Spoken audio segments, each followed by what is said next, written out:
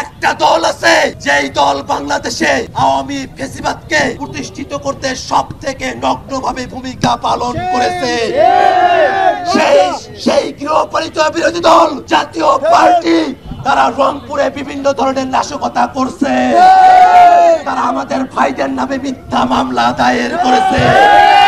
আমরা রংপুরের মাটি থেকে হুঁশিয়ারি দিতে চাই, অবিলম্বে জাতীয় পার্টির গুন্ডারা কর্তৃক, জাতীয় পার্টির দালালরা কর্তৃক আমাদের ভাইদের বিরুদ্ধে যে মামলা করা হয়েছে সেই মামলা প্রত্যাহার করতে হবে।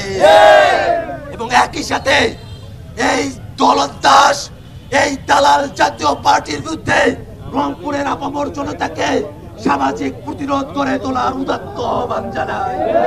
সুপ্রিয় উপস্থিতি, নতুন বাংলাদেশ নির্মাণ করতে হলে আমাদের একটি নতুন সংবিধান প্রণয়ন করতে হবে।